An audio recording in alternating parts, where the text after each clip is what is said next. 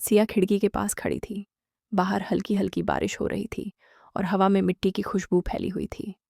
घर का माहौल शांत था, सिर्फ रसोई में रखी गैस की धीमी आंच की आवाज़ और बाहर गिरती बूंदों की टप टप। रात के लगभग 10 बज रहे थे। आरव अभी तक घर नहीं पहुंचा था। उसे पता था कि ऑफिस का काम बहुत बढ़ गया है, लेकिन आज मन में एक अलग सी बेचैनी थी। उसने मोबाइल की स्क्रीन कई बार खोली देखी, पर कोई मैसेज नहीं। कहाँ रह गए, वह खुद से बुदबुदाई। इतने में दरवाज़ा खुला। आरव भीगते हुए अंदर आया, लेकिन चेहरे पर मुस्कान थी। सॉरी, लेट हो गया, उसने जूते उतारते हुए कहा।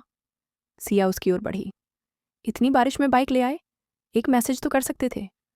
आरव ने उसके माथे को हल्के से छुआ। सोचा था जल्दी आ जाऊंगा, बारिश ने धोखा दे दिया। सिया कुछ बोल नहीं पाई, बस उसके लिए तौलिया लाकर उसके कंधों पर रख दिया। चलो पहले कपड़े बदल लो, उसने नरमी से कहा। आरव मुस्कुरा दिया। जी मैडम। जब वह बदल कर आया तो खाना गर्म रखा हुआ था। टेबल पर सिया ने उसकी पसंद की दाल तड़का और आलू मटर की सब्जी रखी थी। आज इतना स्पेशल क्यों, आरव ने पूछा। सिया ने बस हल्की सी मुस्कान दी। बस, मन किया। आरव उसे देखता रह गया। शादी को 5 साल हो चुके थे, पर अभी भी सिया की मुस्कान उसे पहली मुलाकात की तरह ही गिरफ्त में ले लेती थी। टाना। डिनर के बाद का सुकून खाना खाकर दोनों बालकनी में बैठे। बारिश अभी धीमी हो चुकी थी, ठंडी हवा बह रही थी। आरव ने चाय के कप टेबल पर रखते हुए कहा, सिया, आज ऑफिस में बहुत टेंशन था, लेकिन घर आते ही सब पिघल गया। सिया ने उस तरफ देखा, उसकी आंखों की थकान साफ थी। तुम बहुत थक जाते हो आरव, उसने नरमी से कहा। कभी कभी लगता है तुम खुद को बहुत दबा लेते हो। आरव ने हल्की हंसी भरी। और तुम मुझे संभालना नहीं छोड़ती, इसलिए तो हर मुश्किल आसान लगती है। सिया चुप रही। हवा में उड़ा एक पत्ता उसके बालों में अटक गया। आरव आगे बढ़ा और बहुत कोमलता से वह पत्ता निकाल दिया। उस स्पर्श ने सिया की सांसें हल्की सी अटकाई। वह नजरें झुका ली। थोड़ा बैठो मेरे पास, आरव ने कहा। सिया उसके बगल में बैठ गई, पर दोनों के बीच थोड़ा सा फासला था। आरव ने कप रखा और धीरे से उसका हाथ पकड़ लिया। कुछ बात करोगी, उसने पूछा। सिया ने उसकी ओर धीरे से देखा। बस, तुम्हारी कमी महसूस होती है। पहले जैसे समय निकलता था, अब नहीं। आरव ने उसके हाथ को थोड़ा और कसकर पकड़ा। माफ करना, काम हाथ से निकल जाता है, पर तुमसे दूर रहकर बिल्कुल अच्छा नहीं लगता। सिया की आंखें नम हो गईं। वह बोली, मुझे गुस्सा नहीं आता, बस डर लगता है कहीं रिश्ता व्यस्तता में फीका न पड़ जाए। आरव उसकी बात सुनकर शांत हो गया। हमारा रिश्ता फीका नहीं पड़ सकता, उसने उसकी हथेली चूमते हुए कहा, क्योंकि हम दोनों उसे हर दिन सहेजते हैं। उसके शब्द सिया के दिल को छू गए। ना सहजे से बारिश तेज हुई, दिल भी करीब आया। अचानक मौसम ने करवट ली। तेज हवा चली और बारिश फिर से तेज हो गई। बालकनी की रेलिंग पर बूंदें तेजी से गिरने लगी। सिया उठने लगी। अंदर चलें, आरव ने उसका हाथ पकड़ लिया। रुको, थोड़ा सा और। वह हल्का सा मुस्कुराई। बचपन की तरह बारिश देखने का मन है। आरव ने सिर हिलाया।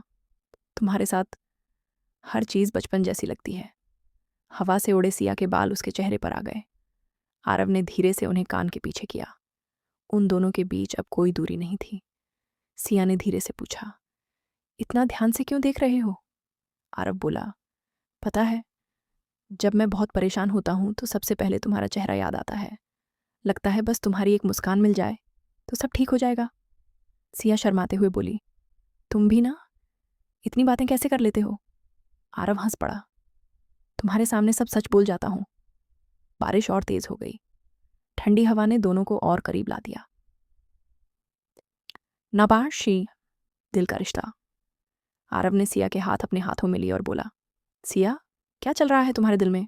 आज तुम कुछ अलग लग रही हो। सिया ने आंखें बंद की, जैसे कोई पुरानी टीस जाग उठी हो। बस इतना कहना है कि मुझे तुम्हारी ज़रूरत हर दिन, हर पल है। हम साथ रहते हैं, पर लगता है तुम मुझसे दूर हो रहे हो। काम के पीछे खुद को खो मत देना आरव। मुझे तुम वैसे ही चाहिए, जैसे पहले थे। आरव एक पल के लिए शांत हो गया। फिर उसने सिया को धीरे से अपनी ओर खींचा। सिया, तुम मेरा घर हो, मेरी मंजिल हो। काम मेरी मजबूरी है, पर तुम मेरी जिंदगी हो। मैं दूर नहीं जा रहा, मैं बस लड़ रहा हूँ ताकि हमारा कल अच्छा हो। सिया की आंखें भर आईं। तो फिर वादा करो कि अपने दिल के दरवाजे मुझ पर हमेशा खुले रखोगे।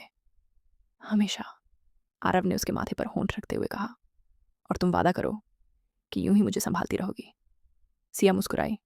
ये तो मेरा प्यार है, जिसे तुम महसूस करते हो, बस कहती नहीं। दोनों ने एक दूसरे को कसकर पकड़ लिया। कोई शब्द नहीं, सिर्फ एहसास थे। इरस्साख्या, एक नई गर्माहट। बारिश अभी भी चल रही थी, पर उनकी दुनिया में एक खूबसूरत गर्माहट फैल चुकी थी। आरव ने कहा, चलो अंदर चलते हैं, ठंड लग जाएगी।